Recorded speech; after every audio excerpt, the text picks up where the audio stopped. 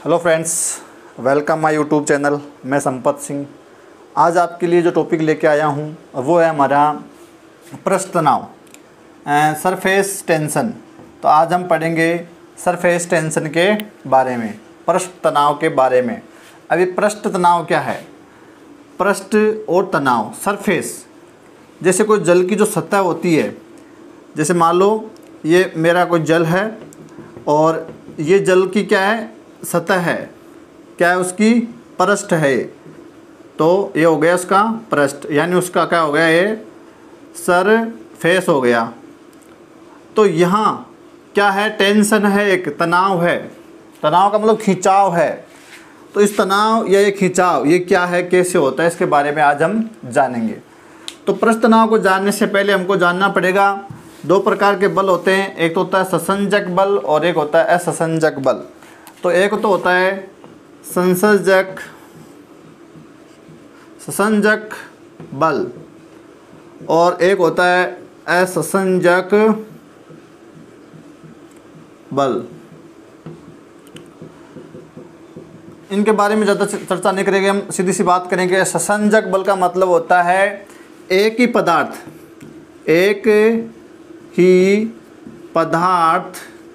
के अणुओं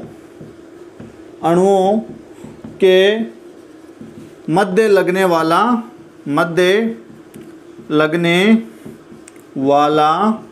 बल होता है। एक ही पदार्थ के अणुओं के मध्य लगने वाला बल। एक ही पदार्थ, जैसे मान लो हमारे पास जो पदार्थ है, जो मैटर है, वो क्या है, पानी है। तो एक ही पदार्थ के अणु, जैसे मान लो पानी है हमारे पास, तो पानी में उसके कई सारे क्या होंगे, अणु होंगे, मॉलिक्यूल्स होंगे। तो ये जो मान लो कोई मॉलिक्यूल्स ये है और एक मॉलिक्यूल्स ये है, तो एक ही पदार्थ के अणु के मध्य ये मॉलिक्यूल्स इसको आकर्षित कर रहा है, इधर वाले को, और ये मॉलिक्यूल्स इसको आकर्षित कर रहा है। तो एक ही पदार्थ के अणु के मध्य लगने वाला बल हो जाएगा ससंजक बल। और असंजक बल का मतलब हो जाएगा दो भिन्न पदार्थों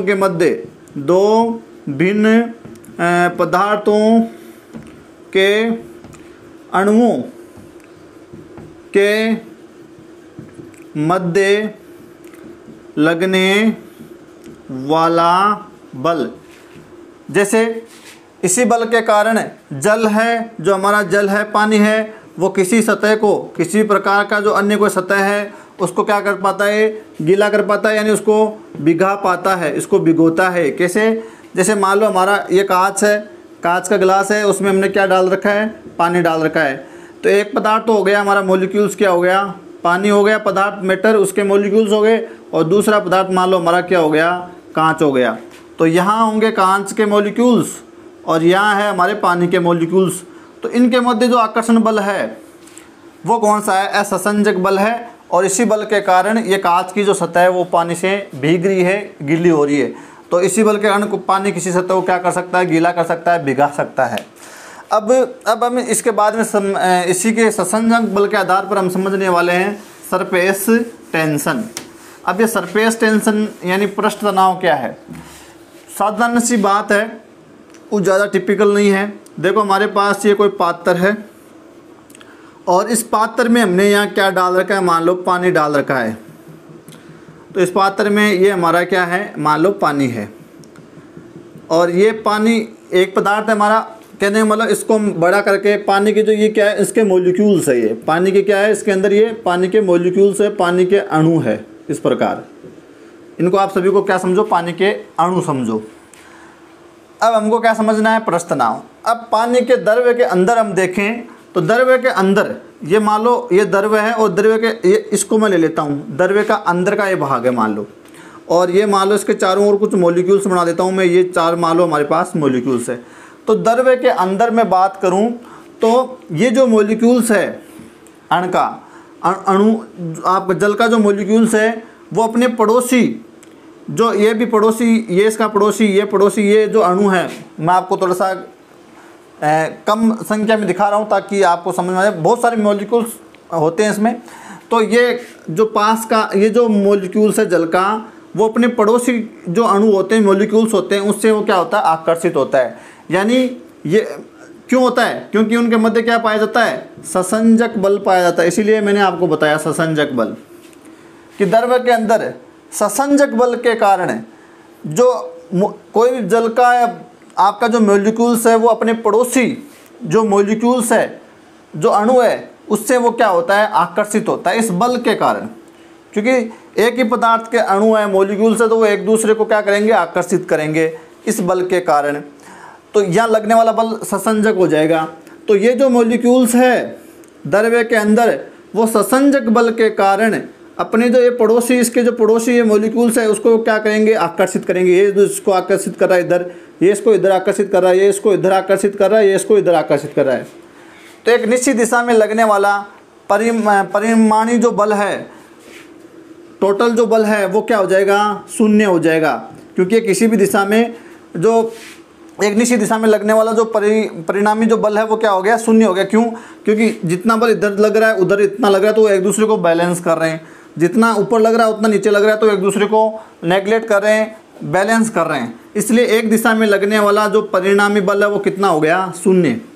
तो यहाँ तो कोई प्रकार की टेंशन है ही नहीं, कोई तनाव है ही नहीं। लेकिन अब हम बात करें इसकी सतह की, पृष्ठ सतह, ये ऊपर की जो सतह है उसकी बात करें तो इसको कहते हैं स्वतंत्र सतह। स्वतंत्र सतह, फ्री सरफेस। ये स्वतंत्र है क्योंकि इसके ऊपर कोई मॉलिक्यूल्स जल के नहीं है। अब मान लो मैं यहाँ एक मॉलिक्यूल्स लेता हूँ, ये वाला, तो ये जो स्वतंत्र सतह का जो मॉलिक्यूल्स है ये ऊपर वाला, यहाँ अगर हम देखेंगे तो ये भी, इसमें यहाँ पर भी कौन सा बल लगेगा, ससंजक बल लगेगा। अब मान लो इसके नीचे यहाँ कई सारे इसके पड़ोसी मॉलिक्यूल्स है, मैं कुछ गिनती के बना देता हूँ, 2 4 ऐसे। अब ये क्या करेंगे, ये जो सरफेस सतह, स्वतंत्र सतह पर जो मॉलिक्यूल्स है उसको ये क्या करेंगे, पड़ोसी मॉलिक्यूल ससंजन बल के कारण एक दूसरे इसको क्या करेंगे, अपनी ओर क्या करेंगे, आकर्षित करेंगे। तो ये सारे इसको क्या करें, आकर्षित कर रहे हैं। अब यहाँ तो देखो नीचे तो सभी इसको खींचने के प्रयास कर रहे हैं, नीचे को लाने का प्रयास कर रहे हैं, लेकिन क्या इसके ऊपर कोई बल लग रहा है, नहीं लग रहा है। क्यों नहीं लग रहा है? क्योंकि पानी यहाँ तक ही भरा हुआ है, हमारा ये स्वतंत्र सतह यहाँ तक ही है, इसके ऊपर कोई जल का मॉलिक्यूल्स है नहीं, तो ऊपर की ओर कोई बैलेंस करने वाला बल लग रहा नहीं है। तो टोटल बल कहाँ लग रहा है, नीचे की ओर लग रहा है, नीचे की ओर लग रहा है। इसलिए ये जो स्वतंत्र सतह है वो नीचे की ओर इस प्रकार एक बल महसूस करती है। ये ऊपर के स्वतंत्र सतह के जितने भी जो मॉलिक्यूल्स है वो सभी के सभी मॉलिक्यूल्स एक नीचे की ओर एक बल को अनुभव करते हैं, उन पर एक बल लगाया जाता है, क्योंकि ऊपर उसको बैलेंस करने वाला कोई बल है नहीं मौजूद।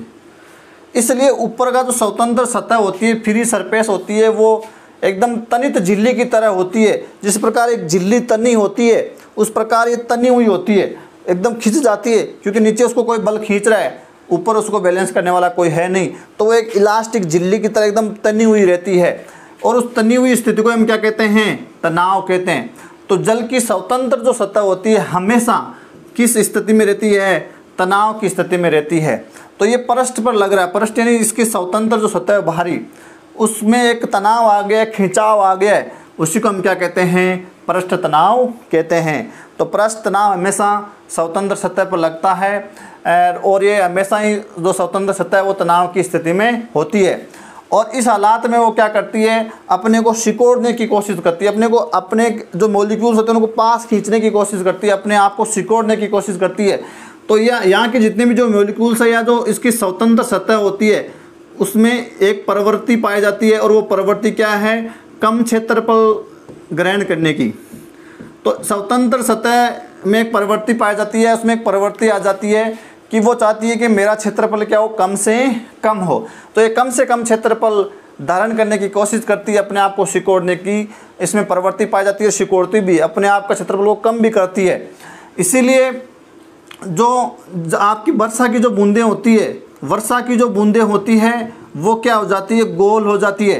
क्योंकि जो गोल आपकी सर्किल में कोई वस्तु है, गोल के आकार की वस्तु है, उसका जो पृष्ठ तनाव है वो बाहरी सतह का जो पृष्ठ तनाव है वो क्या होता है, ज़्यादा होता है।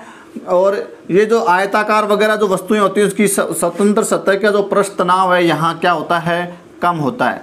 तो गोलाकार जो वस्तुएं होती है उसका स्वतंत्र सतह होती है वो, वहाँ पृष्ठ तनाव क्या होता है, ज़्यादा होता है, और ज़्यादा होने के कारण उसमें एक और प्रवृत्ति आ जाएगी, क्या, वो कम क्षेत्रफल धारण करने की कोशिश करेगी और वो अपने आप को सिकोड़ेगी। गोल वस्तुएं ज़्यादा पृष्ठ तनाव महसूस करती है बाहरी सतह और अपने आप को सिकोड़ कर एक छोटा सा रूप ले लेती है। जैसे मान लो बरसात की बूंद ऐसे थी और उसकी ये जो स्वतंत्र सतह है उस पर पृष्ठ तनाव लगा और इस पर ये आपका सतह पर जब पृष्ठ तनाव लगा तो ये अपने आप को सिकोड़ने की कोशिश करेगा, अपने क्षेत्र को कम करने की कोशिश करेगा और ये एकदम बूंद एकदम क्या बन जाएगी, एकदम गोल बन जाएगी।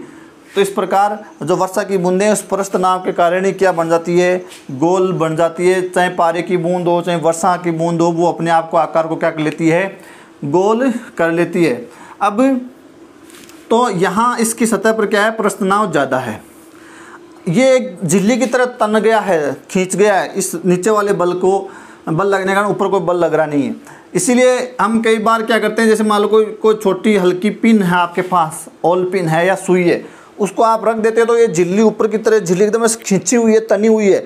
तो वो आप छोटी हल्की वस्तु रखोगे, पिन वगैरह रखोगे, सुई रखोगे, तो वो क्या करेगी, उसमें डूबेगी नहीं। उस पृष्ठ तनाव के कारण, उस तनाव, उस टेंशन के कारण वो उसके ऊपर क्या रहती है, तैरती रहती है और वो डूबती नहीं है। आपने देखा होगा जो बहता हुआ पानी होता है उस पर मच्छर वगैरह जो होते हैं वो तैरते रहते हैं, ऊपर बैठे रहते हैं। कई प्रकार के मतलब छोटे छोटे जो है आपकी छोटे जो कीड़े होते हैं, आपकी ये मक्खी होती है ऊपर बैठ जाती है और वो डूबती नहीं। क्यों नहीं डूबती, कि वो ऊपर की जो पृष्ठ जो सतह है, स्वतंत्र सतह, वो तनाव में, खिंचाव में एक इलास्टिक झिल्ली की तरह तनी हुई है वो, तो वो उसको डूबने से क्या करती है, बचाती है। इसीलिए वो आराम से मच्छर उस पर तैरता रहता है। तो अब हम बात करें इस पृष्ठ तनाव के कई सारे एग्जाम्पल हम चारों ओर देखते हैं। इसको प्रभावित करने वाला कारक भी कई होते हैं, जैसे तापमान, ताप। अगर आप किसी चीज़ का तापमान बढ़ा दोगे, ताप बढ़ा दोगे, तो उसका जो पृष्ठ तनाव वो क्या हो जाएगा, कम हो जाएगा। अगर मैं इस पानी का ताप बढ़ा दूँ, यहाँ ताप बढ़ा दूंगा तो इसकी जो पृष्ठ तनाव है अभी बहुत ज़्यादा लग रहा है, लेकिन ताप बढ़ने से जब पानी गर्म होगा तो इसका जो पृष्ठ तनाव है, पृष्ठ तनाव जो है वो क्या हो जाएगा, कम हो जाएगा। तो ताप बढ़ाने से पृष्ठ तनाव क्या हो जाता है, कम हो जाता है। और क्रांतिक ताप पर, क्रिटिकल जो आपका जो होता है ताप, क्रिटिकल टेम्परेचर पर जो पृष्ठ तनाव होता है, जो सरफेस टेंशन होता है, वो कितना हो जाता है, शून्य हो जाता है। तो क्रांतिक ताप पर मैं आपको पूछ ले कि सरफेस टेंशन कितना होता है, तो शून्य हो जाता है। तापमान बढ़ाओगे उसे से आधार पर पृष्ठ तनाव क्या होता जाएगा, कम होता जाएगा। अब बात करें एग्जाम्पल्स की, तो वैसे पृष्ठ तनाव क्या होता है, पृष्ठ तनाव आपका सरफेस जो टेंशन बराबर होता है उस पर लगने वाला जो बल और बटा एकांक जो क्षेत्रफल जो मीटर में लिया जाता है, तो इसका टेंशन होता है, जो फॉर्मूला निकल के आता है वो आता है T बराबर F/L। और इसका अगर मैं मात्रक निकालना चाहूँ, ऐसा ही मात्रक, तो बल का मात्रक हो जाएगा क्या, न्यूटन, और लंबाई का मात्रक हो जाएगा मीटर। तो यहाँ क्योंकि ये लंबाई, यहाँ ये लंबाई ले रहे हैं तो इसके आधार पर यहाँ L लिया है, और तो इसका मात्रक बन गया न्यूटन प्रति मीटर। तो पृष्ठ तनाव का मात्रक होता है न्यूटन प्रति मीटर। अब एग्जाम्पल की बात करें तो आपने देखा होगा, ये एक तो बात कर ली हमने कि ये जैसे मान लो पानी है, या हल्की सी पिन वगैरह रख दी आपने, सुई रख दी, तो वो डूबती नहीं है। वो पृष्ठ तनाव के कारण नहीं डूबती है, क्योंकि ऊपर की सतह एकदम तनाव में, खिंचाव में, तो उसको डूबने से बचाती है। इसी प्रकार आप जब क्या करते हो, पानी में साबुन वगैरह घोल देते हो, डिटर्जेंट वगैरह, तो पानी में साबुन वगैरह डिटर्जेंट घोलने से क्या होता है, उसका पृष्ठ तनाव कम हो जाता है। तो साबुन की वजह से जो उसका सरफेस टेंशन है वो क्या हो जाएगा, कम हो जाएगा। और कम हो जाएगा तो साबुन है उसकी गहराई तक जा पाएगा, मेल जो मेल होता है उसकी गहराई तक जा पाएगा और कपड़े को अच्छे से साफ कर पाएगा। कई बार क्या होता है, तो साबुन के जो बुलबुले होते हैं वो बड़े बनते हैं, साधारण जो बुलबुले होते हैं वो छोटे होते हैं, और साबुन के बुलबुले होते हैं बड़े। क्यों, क्योंकि यहाँ इसका पृष्ठ तनाव क्या है, ज़्यादा है, और साबुन मिलने के कारण इसका जो सरफेस टेंशन है, जो इसका पृष्ठ का जो तनाव है वो क्या हो गया, कम हो गया। तो ये ज़्यादा क्षेत्रफल घेरने की कोशिश करेगा, और इसका सरफेस टेंशन ज़्यादा है तो ये कम क्षेत्रफल घेरने की कोशिश करेगा। इसलिए साबुन के जो बुलबुले होते हैं वो क्या बनते हैं, बड़े बनते हैं, क्योंकि पृष्ठ तनाव क्या हो जाता है, कम हो जाता है। और पृष्ठ तनाव कम होने से उसका क्षेत्रफल जो कम करने की जो प्रवृत्ति है वो बढ़ जाएगी, क्षेत्रफल उसका ज़्यादा हो जाएगा। इसी प्रकार जो मच्छर होते हैं, उन मच्छर के लार्वा को मारने के लिए हम यहाँ जो हमारा पानी होता है उस पानी पर हम क्या कर सकते हैं, ऑयल डाल सकते हैं। जैसे मान लो ये पानी है, ये पानी हमारा, और यहाँ मान लो मच्छर के लार्वा वगैरह इस पर तैरते रहते हैं इस प्रकार, और वो सरफेस टेंशन के कारण तैरते रहते हैं। जो पृष्ठ का जो तनाव होता है उसकी वजह से वो तैरते रहते हैं, डूबते नहीं हैं। लेकिन अगर हम इसमें क्या कर देंगे, तेल डाल देंगे, किसी भी प्रकार का तेल डाल देंगे, तो इस सतह का जो पृष्ठ तनाव है, जो पृष्ठ तनाव है वो क्या हो जाएगा, कम हो जाएगा। और सरफेस टेंशन कम होने से ये जो लार्वा है वो अंदर जाके डूब कर क्या हो जाएंगे, मर जाएंगे। तो इस प्रकार मच्छर के लार्वा को मारने के लिए आप पानी के ऊपर क्या डाल सकते हो, तेल डालकर उनको नष्ट कर सकते हो। सुई का देखा आपने। इसी प्रकार जो गर्म वस्तु होती है, गर्म जो खाना होता है, गर्म जो चाय होती है, गर्म जो सूप होता है, वो हमको स्वादिष्ट लगता है। क्यों? जैसे मान लो ये हमारी क्या है, जीभ है। तो अगर खाना गर्म नहीं है, ठंडा नहीं है, ठंडा है हमारा खाना कैसा है, ठंडा है, तो ठंडा खाने का जो पृष्ठ तनाव है, सरफेस टेंशन है, वो क्या होगा, ज़्यादा होगा तो वो कम क्षेत्रफल घेरने की कोशिश करेगा और वो पूरी जीभ पर अच्छे से फैलेगा नहीं तो स्वादिष्ट नहीं लगेगा। और जैसे गर्म कर दिया, अभी मैं बात कर रहा था, तापमान बढ़ाने से सरफेस टेंशन कम हो जाता है। तो जब गर्म किया खाने को या चाय गर्म होती है तो उसका सरफेस टेंशन कम हो जाता है, तो उसमें कम क्षेत्रफल करने की प्रवृत्ति खत्म हो जाती है, उसका क्षेत्रफल बढ़ जाता है सरफेस टेंशन कम होने से, और वो जीभ पर पूरी तरह से फैल जाती है, चाय, खाना, सूप। इसलिए गर्म चाय में स्वाद ज़्यादा आता है, गर्म सूप में स्वाद ज़्यादा आता है, गर्म खाना अच्छा लगता है, ठंडा खाना अच्छा नहीं लगता, क्योंकि सरफेस टेंशन ज़्यादा होने से कम क्षेत्रफल होता है उसका और वो जीभ पर पूरी तरह से फैल नहीं पाता है। और इसी प्रकार एक एग्जाम्पल आप और देख सकते हो, समुद्र में जो लहरें होती है, उन लहरों को शांत करने के लिए उस पर तेल डाल दिया जाता है, जिससे सरफेस टेंशन कम हो जाता है और समुद्र की जो ऊंची ऊंची जो लहरें होती है वो क्या हो जाती है, शांत हो जाती है। तो ये, और इसी प्रकार आपने देखा कि जैसे मान लो पानी है, इस पानी में आप क्या करते हो कि जो ब्रश होता है, सेविंग ब्रश वगैरह, उसको आप इसमें डुबोते हो तो ये जो इसके ये रेशे होते हैं वो इस प्रकार दूर दूर फैले रहते हैं, क्योंकि इनको इधर समान रूप से इसको खींचा जा रहा है, बल लग रहा है इधर। जैसे इस ब्रश को आप बाहर लाते हो, ये जो रेशे होते हैं वो एक दूसरे से चिपक जाते हैं इसे। क्यों?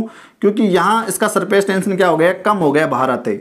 यहाँ सरफेस टेंशन ज़्यादा हो गया है, यहाँ कम था तो वो फैले हुए थे, यहाँ ज़्यादा हो गया तो वो सिकुड़ गए हैं, अपने आप को कम क्षेत्रफल में लाने की क्या कर रहे हैं, यहाँ कोशिश कर रहे हैं। तो ये था हमारा टॉपिक आज का, पृष्ठ तनाव, सरफेस टेंशन क्या होता है, उसके जुड़े हुए कई सारे एग्जाम्पल। धन्यवाद।